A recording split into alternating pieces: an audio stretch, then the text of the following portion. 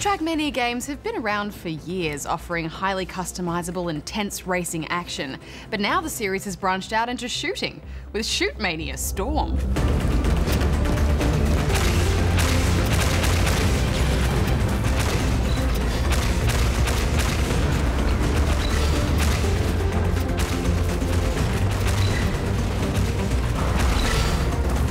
When I first started playing this hex, I felt like I'd been put in a time machine and sent back to the 90s. This is seriously old school, pre-Unreal Tournament old school. Yeah, and the graphics aren't going to stress out any modern PCs, but it's not really about the graphics here, it's about how it plays. This is an online-only competitive shooter, so don't expect any campaign or even any bots.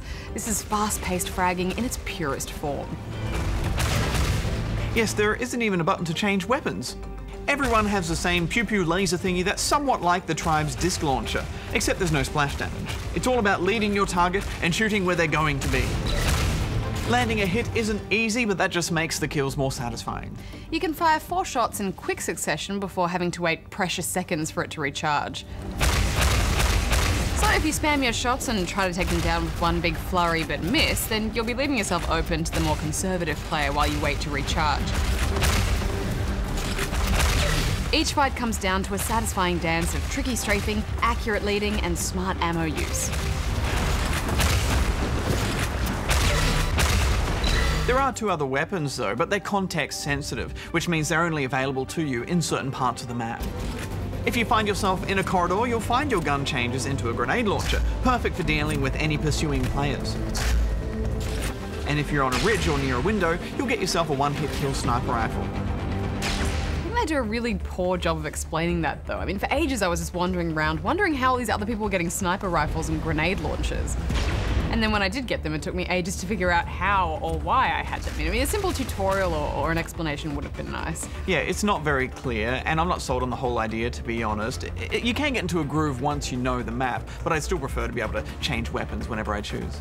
The movement kind of threw me off a little bit too. In general, it's speedy and encourages lots of jumping. There's even a gliding move that lets you float a bit, which I liked.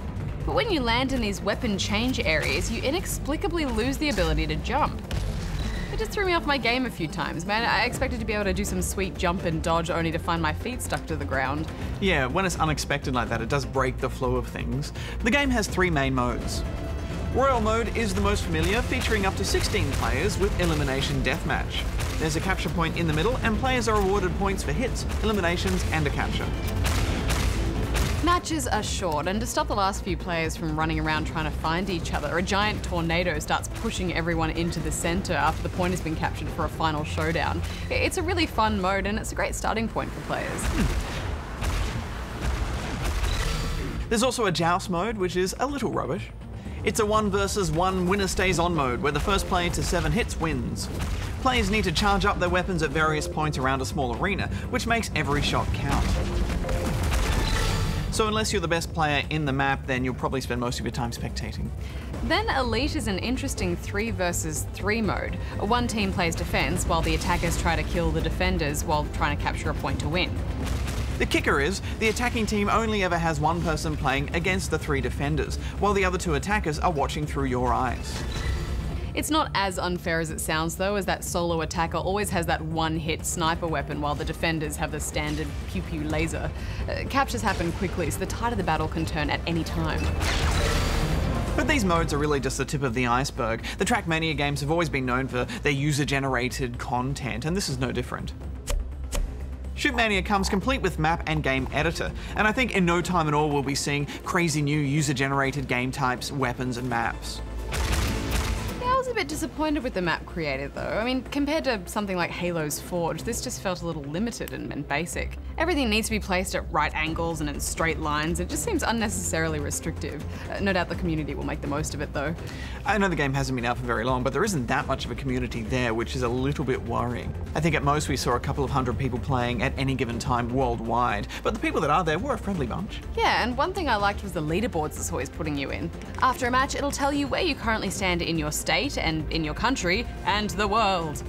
It compels you to play just one more match and work your way a few extra spots up the board. It definitely scratches that competitive itch. Well, what are you going to give it, Hex? Well, it's hard to rate something that has so much of its future and eventual content resting in the hands of the community, but, you know, I'd give what's here a 7.5. I'm going to give it 7 out of 10. Now, Tiny Power.